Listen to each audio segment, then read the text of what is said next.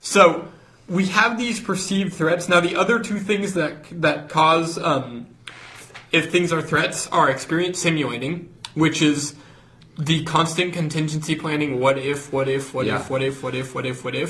So experience simulating is very interesting though, because when you do when people have done research on that part of the brain that can simulate experiences to determine if they will be painful or not, the part of the brain that works and does that kind of works too well. Meaning everyone's had the experience of you have to go get a shot tomorrow. Oh my God, this is death. I don't want to go get a shot. It's the worst thing in the world. Yeah. And then you go there and you're like, are you okay? When are we getting a shot? Oh, I already did it. Yeah. Oh yeah, that happens to me all the time. I am deathly afraid of needles. I get that from my dad. Thanks, Dad. But I will worry about it. If I know I have a shot on Thursday and it's Monday, every second between Thursday and Monday is going to involve at least some scenario where the needle hits the wrong vein or something, and 1,000 different things are happening in my head. And then it's actually shot day. I go into the doctor's office, I look away, squeeze my mom's hand, I say, "Where's the shot?" And they're like, "It's already done."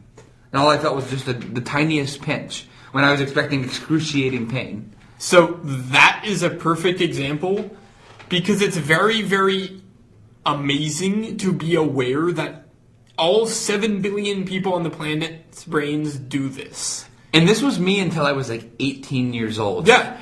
So I still do it sometimes, but it's definitely something that I have moved away from because I understand it now. Yeah, so they've done research on this that say, they've asked people, if you had $1 million, would you be happier? They go, yeah. Would you be happier for a long time? Yeah. You look at people that have won the lottery or somehow gathered $1 million in a very short period of time. Sure, they're happy because, who wouldn't be? I just got $1 million. That's awesome. But they're only about happy for 2 weeks, and then they go back to their baseline level of living.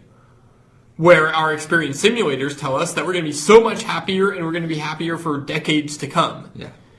Same thing goes with, if I cut off both of your legs, would you be sad? Yes. Would you be sad for a long time? Yes. You look at people who, and they've done research studies on this again, you look at people who have been in that situation where suddenly they lost their limbs, and yeah, they're sad. Who wouldn't be? Mm-hmm. But they're only sad for, again, about a month, and then they go back to living their life. Yeah. So what happens is that we tend to simulate way too much.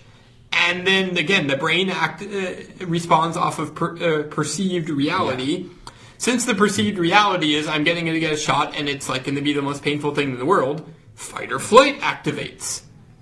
And again, we're going to talk about that in a second, but it does not need to be an actual threat for all of this defense mode stuff to happen. Yeah, because that's why a lot of this to you, the parent, it seems to come out of nowhere. Yeah. To them, it comes from everywhere. It's everything. I poured a bowl of cereal and suddenly my kid had a meltdown. What happened? Yeah. It had nothing to do with the cereal. It was just his trigger or whatever. Yeah, and sometimes what happens is you compound all this stuff. I was overwhelmed a lot last week, and then someone was cooking something in the microwave that didn't smell completely appetizing to me. Normally I'd be fine with that, but I was so overwhelmed that kind of took me over the edge. I just went nope and had to go into my room for 45 minutes.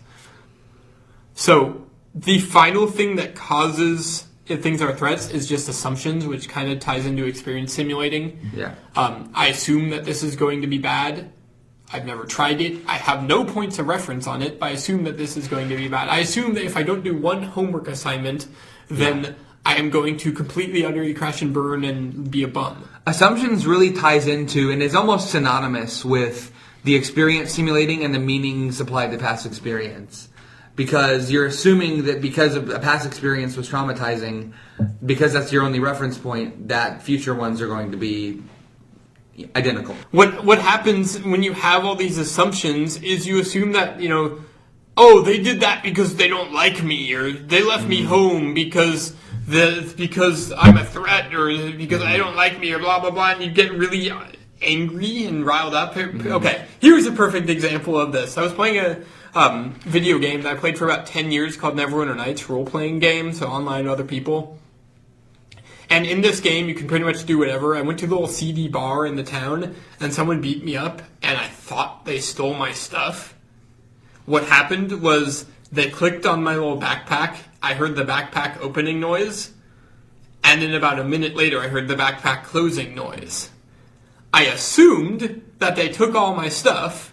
Threat thinking was activated, and I got very angry and kind of went into defense mode. Only to figure out 30 minutes later that they just looked to see what I had and didn't take anything.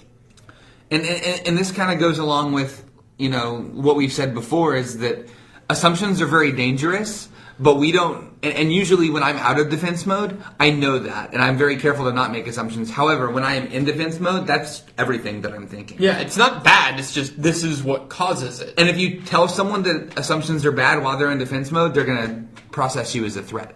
Pretty much.